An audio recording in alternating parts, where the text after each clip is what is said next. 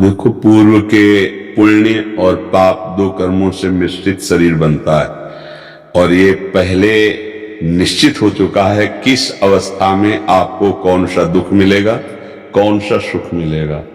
अगर आपके भाग्य में संतान योग नहीं तो आप कुछ भी उपाय कर लो, आप कुछ भी कर लो, सफलता नहीं प्राप्त हो सकती है। संतान योग है तो बिना प्रयास के उसका लाभ मिल जाता है। ऐसे ही यदि आपके पाप प्रबल हैं तो आप कुछ भी पुरुषार्थ धन प्राप्ति के लिए करो, वहां आपको हर बार हार सहनी पड़ेगी, हर बार असफलता सहनी पड़ेगी आपको। अब आपका मनुष्य जीवन केवल इसी असफलता या सफलता के भोगने के लिए नहीं है। ये तो पशुवत जीवन हो गया भैया, जो हमारे भाग्य में लिखा है वही हम भोग रहे हैं। अब नवीन कर्म करो जिससे उसको तुम रोक सको, जो आ रहा है बुरा प्रारब्ध उसको रोक सको। वो है भगवान का आश्रय, भगवान का भजन। अगर भगवान का आश्रय नहीं है और भजन नहीं है, नाम जप नहीं, मंत्र जप नहीं, तो इन चुट्ट छोटे कर्मों में इतनी ताकत नहीं तुम्हारे प्रारब्ध को विध्वंस कर दे या तुम्हारी असफलता को सफलता में बदल दे। वो भजन से ही होता है। मनमानी आचरण करें और हम भगवान से विमुख होकर सफलता चाहें तो हमें लगता है कि ब्रह्मा में भी इतनी सामर्थ्य नहीं कि वो हमें सफल बना सके। भगवान के आश्रित हो जाओ, नाम जप करो, वो है कर तुम अकर तुम अन्यथा कर तुम सर्व समर्थ ईश्वर। जैसे हम कई बार बताया है कि मुकदमा में हम हार जाएं और हमको फांसी की सजा मिले, जज दे दे। अब एक ही उपाय है, राष्ट्रपति क्षमा कर दे तो सारा वकील और जज का जो सब निर्णय है वो धरा रह जाएगा। एकमात्र केवल उपाय कि राष्ट्रपति हमारी क्षमा याचना स्वीकार कर ले और वो क्षमा कर दे। ऐसे ही हमारे शुभ और अशुभ कर्म, कानून पक्का है हमारे भगवान का, वहां कोई घूस नहीं चलती और वहां किसी भी प्रकार का धोखा नहीं होता कि भाई गलत साबूत पेश करने के कारण निर्दोष को दंड दे दिया। वहां किसी की गवाही की जरूरत नहीं है। हमारे जो न्यायाधीश धर्मराज जी हैं, वहां किसी गवाही की जरूरत नहीं। वो एक सेकंड में मन के अनुसार जो जो तुमने किया है वो सब पढ़ करके तुरंत एक सेकंड में सबका हिसाब होता है। और वो जो हिसाब हुआ है उसमें कोई धोखेबाजी दगाबाजी नहीं, उसको कोई काट सके तो जैसे राष्ट्रपति ऐसे भगवान है। राम कहो, शिव कहो, कृष्ण कहो, तत्व एक हैं, उनके नाम लो। अगर भगवान का आश्रय ले लो और वो क्षमा कर दें, वो कह रहे हैं सर्वधर्मान परित्यज्य मामेकम शरणं व्रज अहम त्वाम सर्व पापेभ्यो मोक्षयिष्यामि मा शुचा। तुम मेरी शरण में आ जाओ, मैं तुम्हें समस्त पापों से मुक्त कर दूंगा। वो तो कह रहे हैं ना, आ जाओ। तो आप भगवान का आश्रय ले लो और नाम जप करो।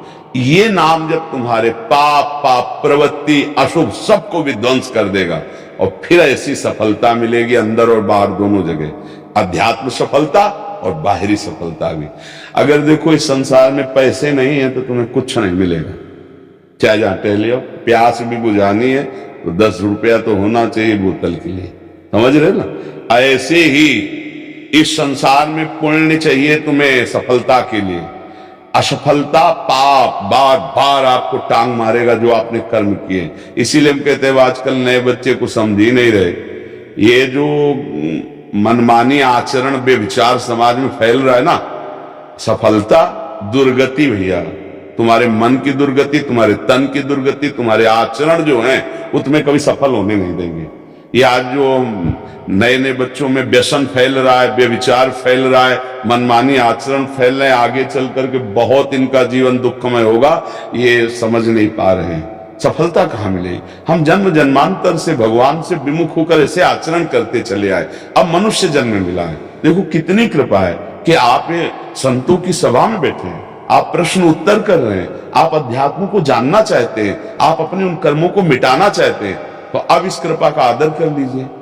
बार बार कह रहे हैं जिसको संसार में और अंदर हृदय में दोनों जगह सुख और शांति और उन्नति चाहिए वो भगवान का नाम जप करे। गोस्वामी जी खुली बात कह रहे हैं, राम नाम मणिदीप धर जीह देहरी द्वार, तुलसी भीतर बाहिरहु जो चाहस उजियार। उन्नति चाहते हो, प्रकाश चाहते हो, सफलता चाहते हो, और भगवान से विमुख हो, मनमानी आचरण करो, कभी नहीं हो सकता। अगर चाहते हो तो हृदय में भी प्रकाश ज्ञान का हो जाएगा, बाहर भी प्रकाश हो जाएगा। आप नाम जप करो, प्रियाजू का नाम जप करो, लालजू का नाम जप करो, राधा राधा राधा राधा, कृष्ण कृष्ण राम कृष्ण हरि। कितने भगवान के मंगल में नाम।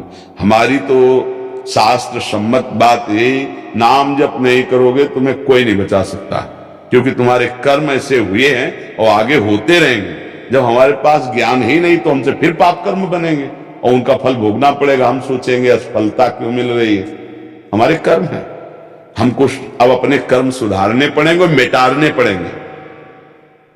मिटारने की सामर्थ्य सिर्फ भगवान में है, भगवान के नाम में है। ये सामर्थ्य ब्रह्मा जी को नहीं। ब्रह्मा जी रच सकते हैं, मिटार नहीं सकते हैं। उस भावी को मिटारने के लिए भगवान का नाम, भगवान का आश्रय, इसे सबसे प्रार्थना है। ये मांस, मदिरा, नशा, विचार, ये गंदी गंदी बातें सोचना, गंदी गंदी बातें मोबाइलों में देखना, ये तुम्हारा सर्वनाश कर देंगे। तुम्हें समझ में नहीं आ रहा, तुम्हारी आंतरिक स्थिति की धज्जियां उड़ जाएंगी, ऐसे आचरण बनेंगे, आप डिप्रेशन में पहुंच जाएंगे। आपका मन ही आपको दंड दिला देगा। कितने ऐसे बच्चे नए नए आए जिनको देख करके तरस लगता है कि अगर इनको सही शिक्षा मिलती तो इनका जीवन सफल हो जाता। वो बार बार यही कह रहे हैं, मैं अब शरीर को नष्ट करना चाहता हूं। क्यों? आचरण बिगड़ गए। सबसे बड़ी सफलता है चरित्र पावन होना। इसे कोई देख रहा है? हमारे समाज को देख रहा है?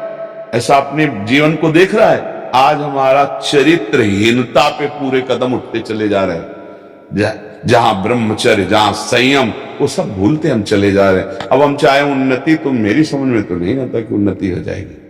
मन तुम्हारा तुम्हें दंड देने लगेगा, मन जलाने लगेगा।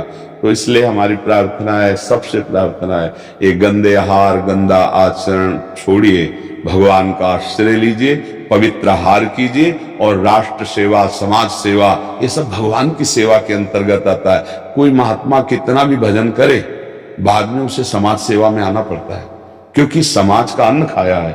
और समाज में जब तुम पैदा हुए समाज की, तो अब सेवा करके जाना पड़ेगा।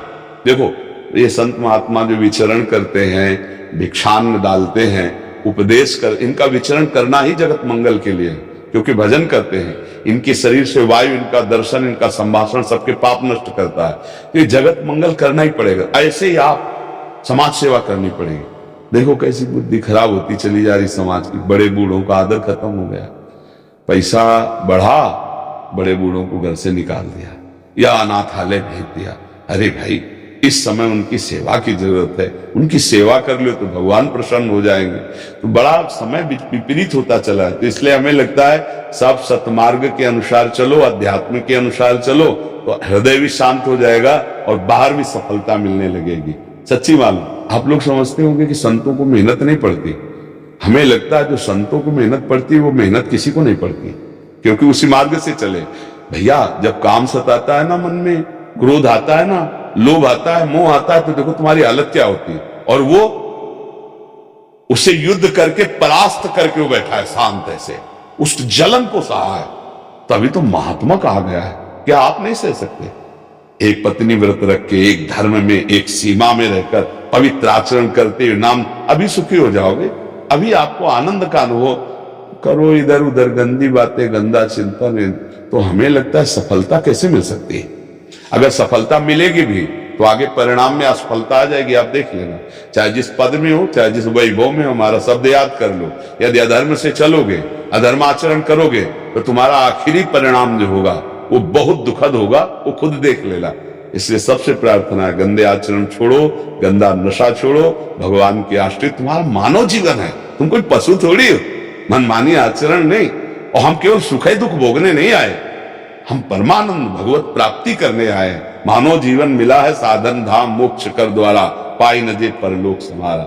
चाहे स्त्री हो चाहे पुरुष, आचरण शुद्ध करो, खान पान शुद्ध करो, भगवान का नाम जप करो और अपने कर्तव्य का पालन करो। देखो, भगवत प्राप्ति भी हो जाएगी और आनंद भी हो जाएगा। अगर ऐसे चलोगे तो फिर आप जैसा भगवान प्रेरित करे। हमें तो लगता है हमारे समाज को अध्यात्म की अत्यंत आवश्यकता इस समय है।